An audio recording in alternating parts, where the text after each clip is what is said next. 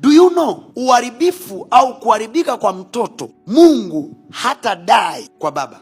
Yani kama kutakuwa na maswali mbinguni juu ya ulezi au juu ya malezi, Mungu kamwe hata tuuliza sisi. Sisi watu wa Mungu tulipewa kazi ya kutunza bustani. Over tumbo la uzazi alipewa mwanamke. From the womb, the protection of the child, akiwa ndani ya tumbo mpaka akiwa nje, mpaka akija kutokoa kwa kitu kingine cha maana, it is all in the care of the mother.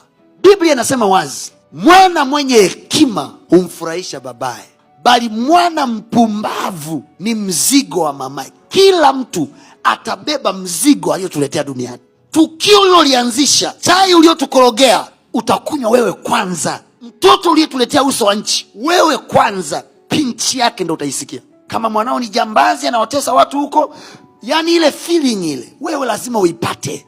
It is not up to the father. Mungu anawapendelea sana wanaume, tufanye na tupendelea. Haizuii, yani haiondoi fact ya kwamba mzigo ule ni wa kwako. Yani wewe tununie, tuone kama Mungu anatupendelea, mnunie Mungu, lakini zigo lile la kwako. Why? Because from the Bible we learn and understand, anayesikiliza hatima za watoto kutoka kwa Mungu ni mama. Rebeka alipozaa watoto wawili, Mungu aliongea naye juu ya hatima ya watoto wake, akasema mdogo atamtawala mkubwa.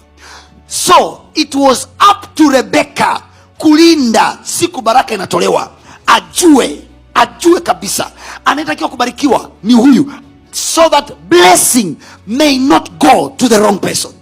How many are you are careful enough to protect your seed, your generation? Watoto wote kwenye Biblia waliofanya matukio makubwa, there was involvement of a mama. Mother was involved. Mwangalie mama yake Musa. Kipindi Musa anazaliwa, watoto wa kiume wote wanauawa. The woman could protect his young boy, katoto kachanga, miezi mitatu, na bado alitakiwa awe mtumwa. Kwanza alitakiwa ajifunike wasijue ana mimba. Pili, alitakiwa miezi mitatu ananyonyesha, hawajui. Anaenda kulima, hawajui. Yani miezi mitatu, mpaka alipoona hawezi, it was out of her hand. Yet hakwenda kusema hivi, basi jamani mchukueni mimi nishinda kumtunza. No. She by faith, Biblia inasema kwa imani mama yake Musa alikitengeneza kisafina, akamweka mwanae, hajasema by faith baba yake.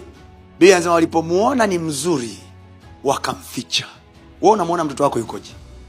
It will show on what you do to that little boy, little girl that God has given you. 75% ya maisha ya mtoto yuko na mama yake. Mtu wa Mungu, kuwa busy unavyoweza.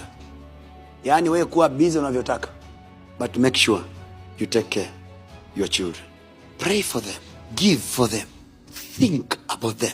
You see, inawezekana leo una watoto, pray even for their school that they're going to study. Think about them. Inawezekana una hata mchumba, basi wachagulie wanao baba mwenye akili.